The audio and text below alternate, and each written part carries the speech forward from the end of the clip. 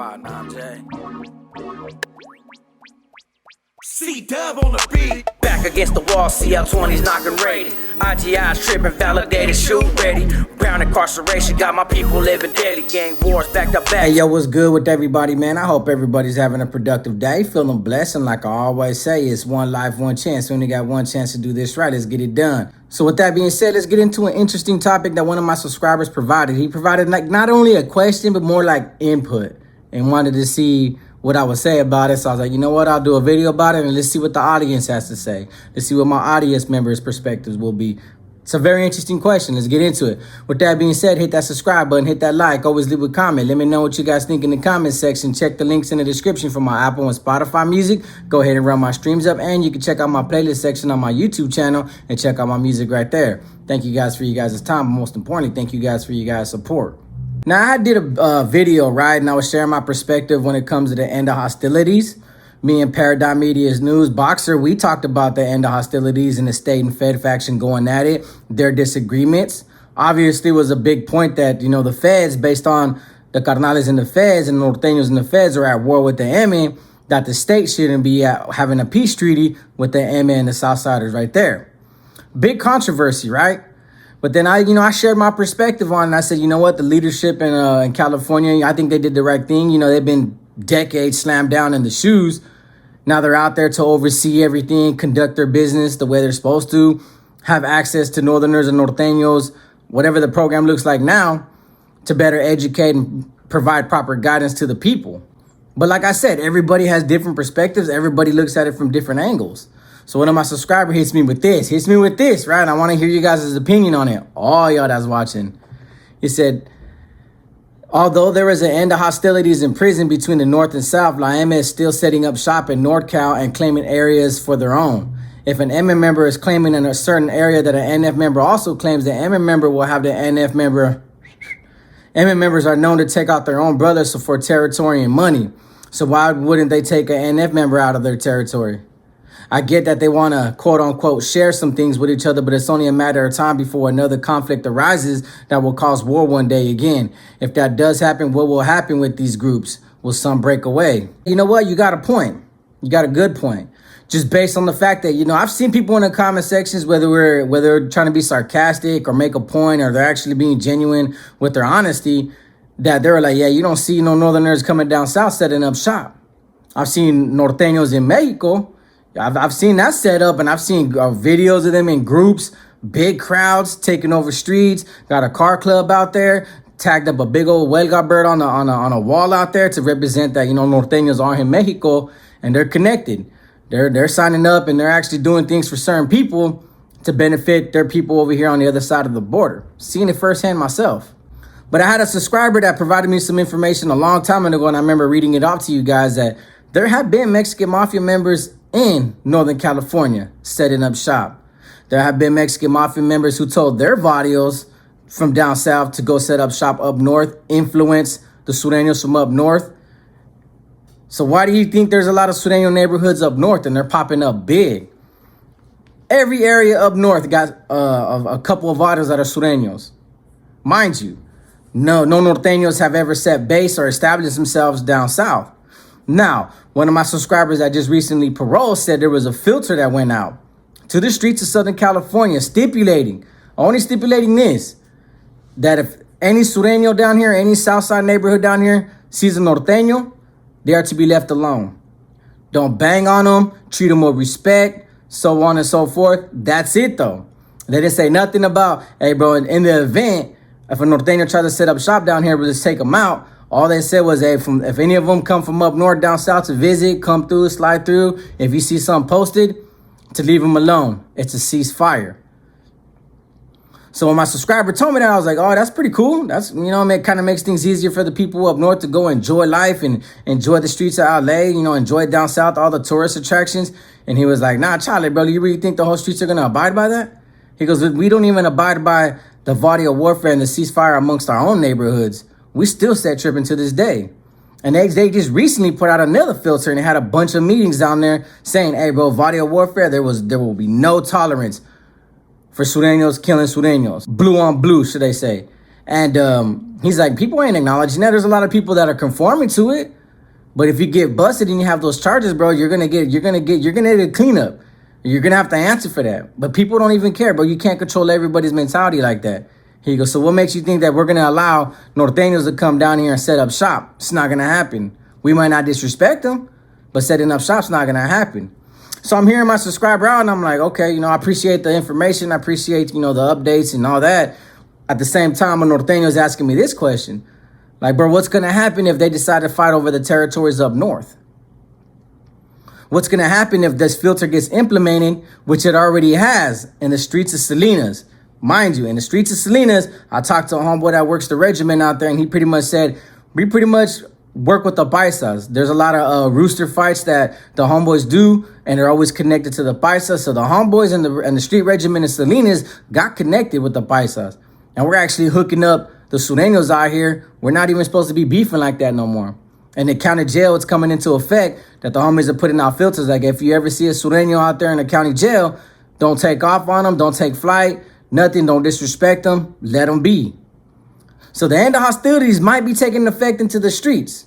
But the homeboy still has a valid point. If the Mexican Mafia member is quick to blast one of their own brothers, what makes you think they won't blast one of the NF members and take over the hood? And I'm like, well, first of all, I don't think you're going to do that in the streets of San Jose.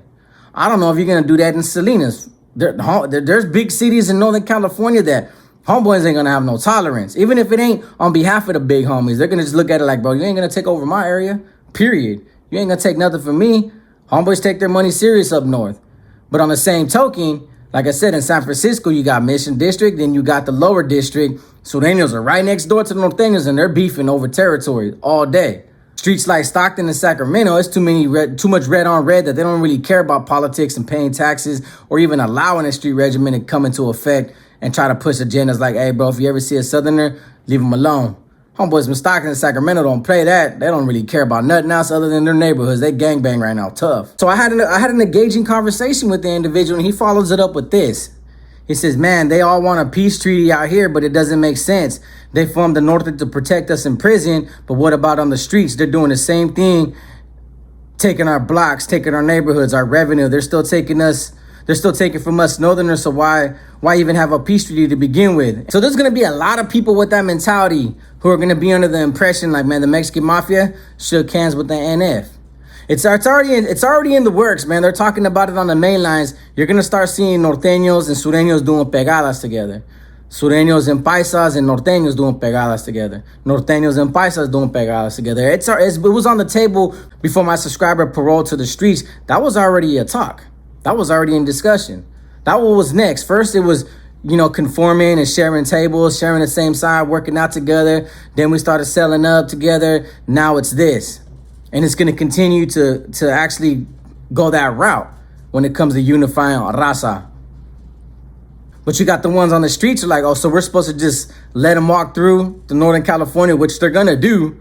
If this peace treaty hits the streets, the M is going to send Sureños up north, go establish grounds. That's more money for them, more territory for them. And the NF, being that they don't have a big control over every aspect of Northern California like the Mexican Mafia does for down south, the NF is looking at it like this. Hey, bro, the Mexican Mafia has 20 keys, but he can only get off 10. But he can get off 10 like that. What is he going to do with these other keys? Give it to the NF, have them push their dope out there. The money goes to the Mexican Mafia. That's how they're going to look at it. So they're going to look at it like, man, we're going to go up north, establish and supply the NF, and we're all going to make money. But deep down, it's a power play from the subscriber's perspective that I'm reading. It's a power play. They're going to come up here, pretend it's all peace treaty, but all it is infiltration.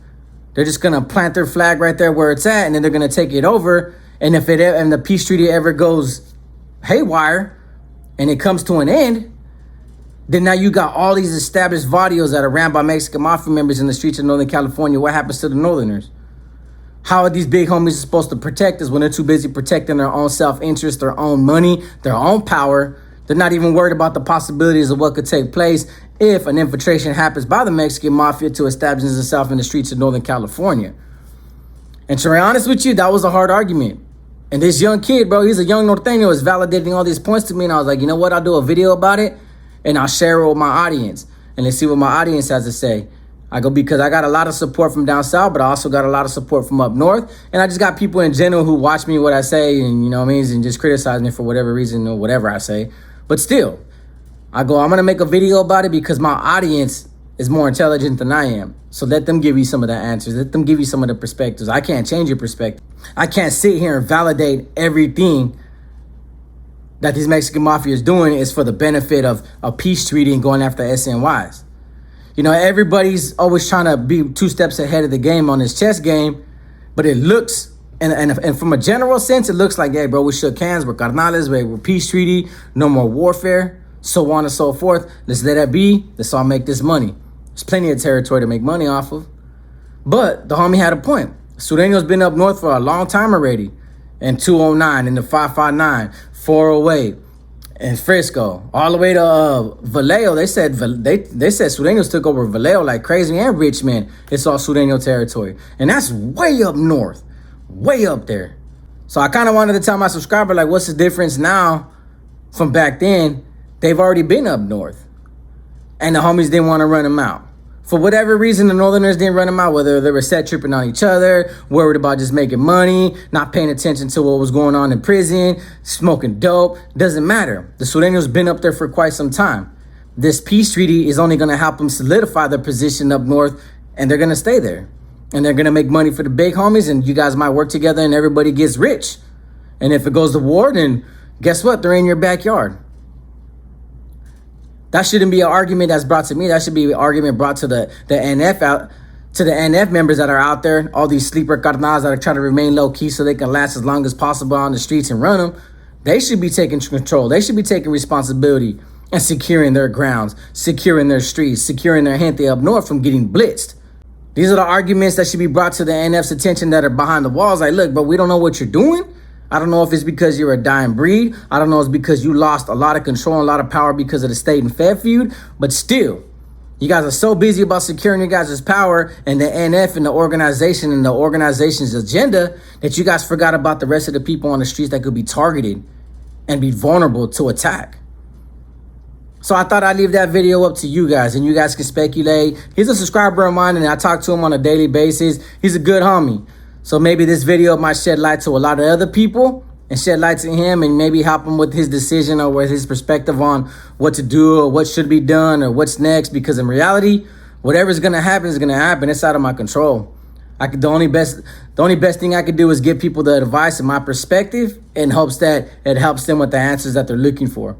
So I thought I'd make this video for you guys to talk about. So with that being said, like I always say, it's one life, one chance. We only got one chance to do this right. Let's get it done.